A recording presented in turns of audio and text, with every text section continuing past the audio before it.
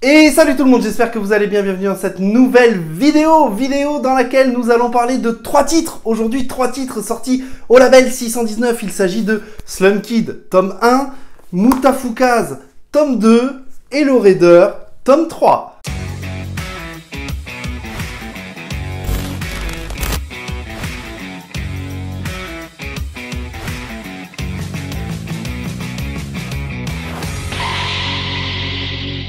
On va commencer tout de suite avec Slum Kid. Slum Kid qui est un récit un peu tranche de vie qui nous plonge dans l'histoire de personnages vivant dans une décharge à ciel ouvert, luttant quotidiennement pour leur survie. Et Slum Kid, c'est à la fois un récit tiré de faits réels, car je ne sais pas si vous le savez, mais des personnes qui vivent dans des décharges à ciel ouvert, ça existe, notamment en Afrique et en Inde, si je ne dis pas de bêtises, luttant justement pour leur survie, et notamment pour essayer de récupérer des matériaux, des métaux relativement rares pour gagner un petit peu d'argent. Mais Slum Kid, c'est surtout une histoire tirée du Low Rider tome 2. Et c'est ce que je disais dans mes précédentes vidéos quand je vous parlais notamment de Low Rider. C'est ce que j'aime au travers des Low Rider, c'est que, eh bien, en un seul tome, on a 3 petites histoires qui arrivent à nous happer, à nous prendre dans son atmosphère, dans son univers. Et je trouve ça formidable d'arriver à développer des histoires avec une thématique en si peu de pages, des histoires qui ont toutes le potentiel de pouvoir être adaptées par la suite en récit complet ou en série, comme c'est le cas avec Slum Kid, qui sera notamment en 3 tomes. Slum Kid, c'est un récit accrocheur par ses personnages, par son univers, qui va nous plonger dans un monde de violence et de chaos. Et pourquoi de chaos? Eh bien, tout simplement parce que, eh bien, on est dans la violence, on est dans les déchets, on est dans un monde sans foi ni loi.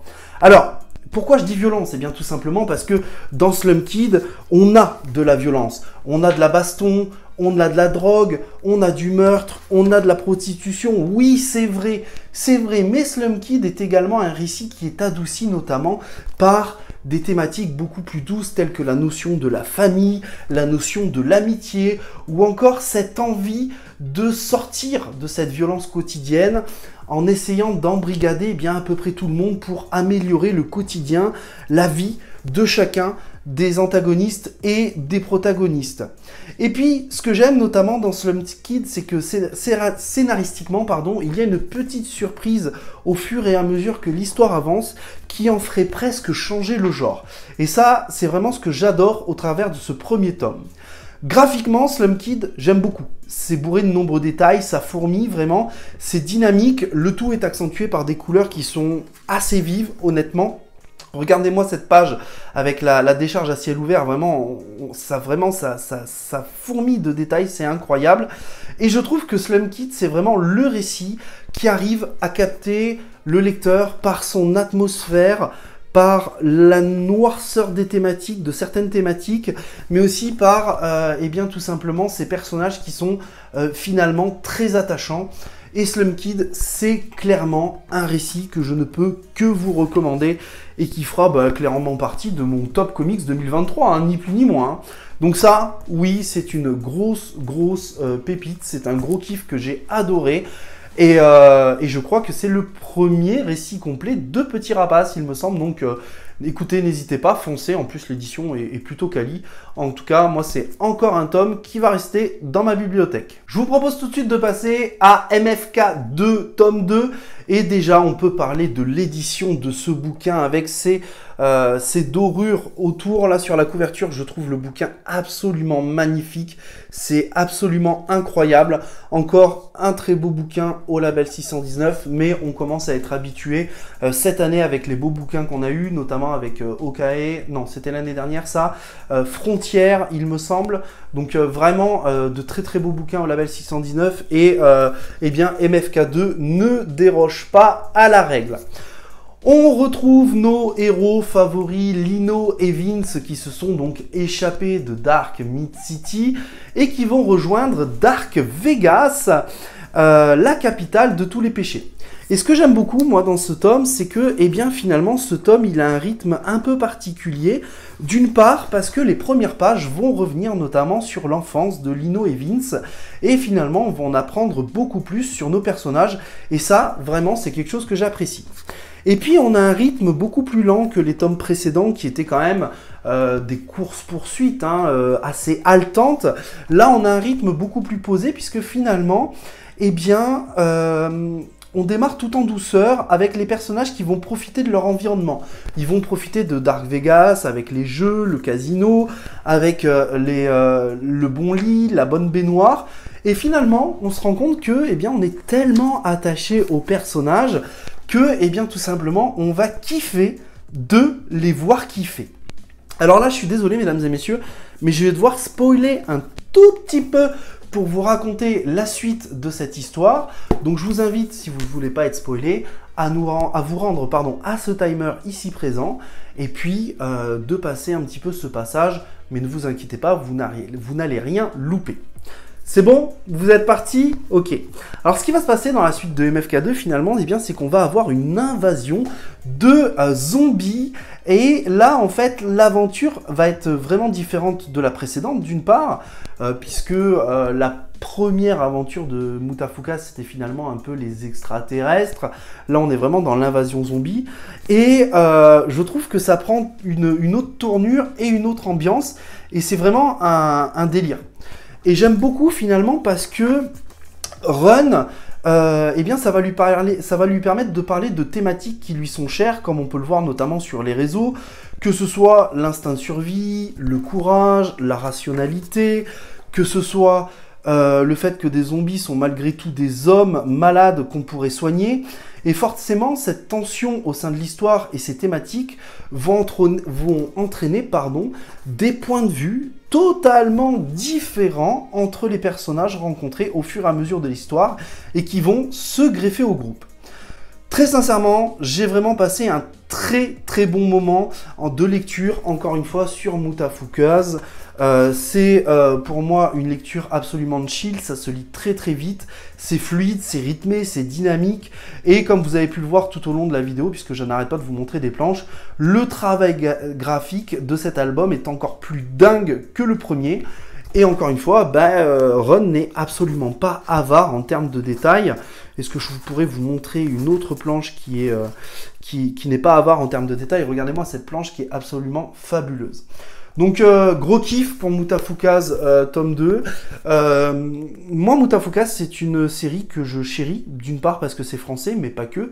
Aussi parce que c'est vraiment un ovni. Je l'ai dit dans mes 2 vidéos sur les albums Mutafukas que vous pouvez retrouver ici. Je continue à le dire avec Mutafukas tome 2, qui s'imprègne des différents médias qui existent, que ce soit le manga, que ce soit le comics, que ce soit la BD franco-belge. On a plein de détails. Si on regarde partout, vraiment, on va s'apercevoir qu'il y a plein de références.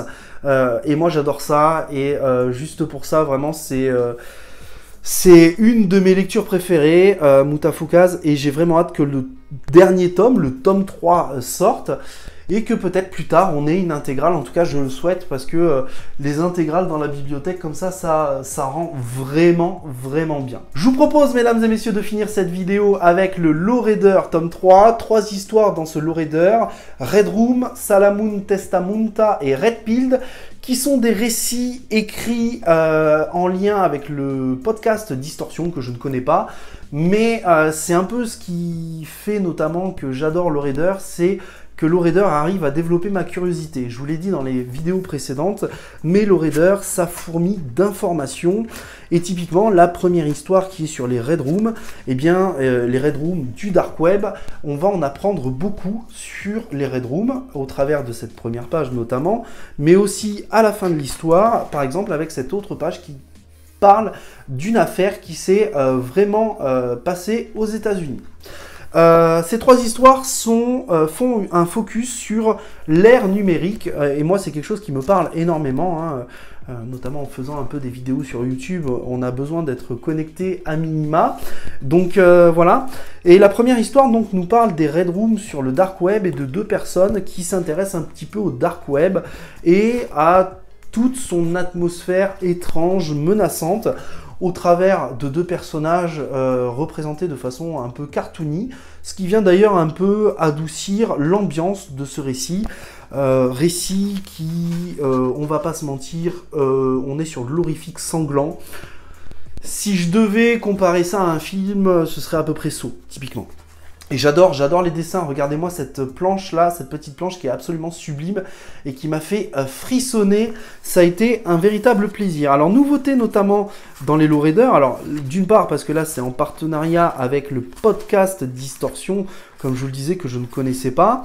C'est que, à la fin de l'histoire, alors je peux pas trop vous montrer parce que je vais vous spoiler la dernière page de l'histoire, mais grosso modo, on a deux personnes qui parlent dans un podcast et finalement, on se rend compte que cette histoire est racontée par les podcasteurs. On a ensuite une nouveauté dans Lowrider également qui est Ménagerie, qui est un récit finalement sous forme de petits romans, de tout petits romans, scénarisé par Tanguy Mandias et illustré par Florent Maudou, pardon, excuse-moi Florent. Et j'ai adoré ce récit. Alors, il y a très peu d'illustrations, mais j'adore l'illustration qui est ici, elle est absolument sublime. Et j'adore ce qu'on nous raconte en si peu de pages, encore une fois. Et encore une fois, c'est ce que je disais pour Slum Kid, c'est la force des Lowriders. Et les gars, du 619, là, si vous m'adaptez pas ça sous un format BD, comics, je me coupe une burne en fait. Je vous le dis, c'était absolument génial. Donc je veux voir ça avec des illustrations. C'est trop bien. Vraiment, j'ai adoré. La deuxième histoire, Salamun Testamentuma, c'est horrible le titre, nous raconte l'histoire des jeux vidéo enterrés dans le désert du Nouveau-Mexique. Cette espèce de légende qui va être déterrée notamment par deux influenceurs Twitch et YouTube et va nous plonger encore une fois dans une histoire plus ou moins horrifique, plus ou moins thriller, et ça se fait plutôt bien. Alors là par contre, sur cette histoire, j'ai un peu moins accroché, en tout cas au niveau des dessins. Voilà, je suis moins fan des traits, je suis moins fan des dessins. Maintenant, c'est une histoire qui, encore une fois, fonctionne très bien, honnêtement. Mais voilà, c'est les dessins juste qui ne sont pas trop mon type de trait, tout simplement. Et j'ai eu l'impression qu'on avait des dessins un petit peu manga, Japon. Mais vous savez, les mangas un peu des années 80-90, Ranma 2000, Nicky Larson, etc. Franchement, c'est très joli, hein, c'est loin d'être moche, c'est pas ce que je dis du tout, c'est juste que moi, c'est pas mon délire. Mais pour autant, j'ai beaucoup aimé l'histoire qui, encore une fois, m'a happé et m'a pris dans son atmosphère et qui, comme je vous le disais dans Slum Kid, eh bien, a le potentiel d'être adapté par la suite. Et enfin, dans la troisième histoire, nous avons le Red Pilled qui nous raconte l'influence des influenceurs sur YouTube. Ces personnes notamment qui vous font, vous savez, du coaching sur votre... sur l'attitude que vous devez avoir avec les autres. Vous savez, vous en avez plein là sur développer une entreprise, développer son soin intérieur, etc., etc. Et cette histoire va nous montrer notamment les dangers d'écouter ces influenceurs-là. Moi, c'est quelque chose, encore une fois, que j'ai beaucoup aimé, parce qu'en fait, on nous parle d'un jeune garçon qui est un peu paumé, psychologiquement perturbé, je dirais même, et qui va changer du tout au tout, et qui va devenir agressif, voire même peut-être un peu trop violent avec son entourage, à cause de ces influenceurs. Honnêtement, c'est une très bonne histoire. Malheureusement, pour moi, c'est peut-être celle qui a le moins marché, tout simplement parce que c'était un petit peu téléphoné, mais sinon, ça reste vraiment très très cool. J'ai bien aimé les dessins de cette troisième histoire, honnêtement. C'était très bien. Et encore une fois, je ne peux que vous conseiller la série Lowrider qui est actuellement en 3 tomes et qui devrait être, si je ne dis pas de bêtises et si je me fie à l'interview que j'avais fait de Run, que vous pouvez retrouver juste ici, en 7 ou 8 tomes. En tout cas, moi j'adore ce format. Je trouve qu'en plus, ça permet une relecture assez rapide, assez facile. C'est le genre de récit dans lequel on peut se replonger très facilement. Et ouais, c'est un véritable kiff ces 3 tomes. Franchement, sur les 3 lectures que j'ai eues, du coup les 5, parce qu'il y a 3 histoires dans ce Lowrider, mais sur les 5 lectures que j'ai eues du coup du label 619 là récemment, il n'y a rien acheté. Très clairement, il n'y a rien acheté, c'était un véritable kiff. Et encore une fois, je tiens à vous remercier tous ceux qui ont contribué au fait que je découvre, que j'aille vers le label 619. Je pense à Sam, je pense à Wimbly, je pense à Mills, je pense à toutes les personnes qui m'ont dit que le label 619 valait le coup d'y aller, parce que pour moi, encore une fois, aujourd'hui, cette année, c'est clairement l'éditeur que je chéris le plus, très clairement. Et je continuerai à faire des vidéos sur le label, et je vous invite très fortement à vous intéresser à l'indépendant et à ce que fait le label 619, parce que c'est vraiment une dinguerie.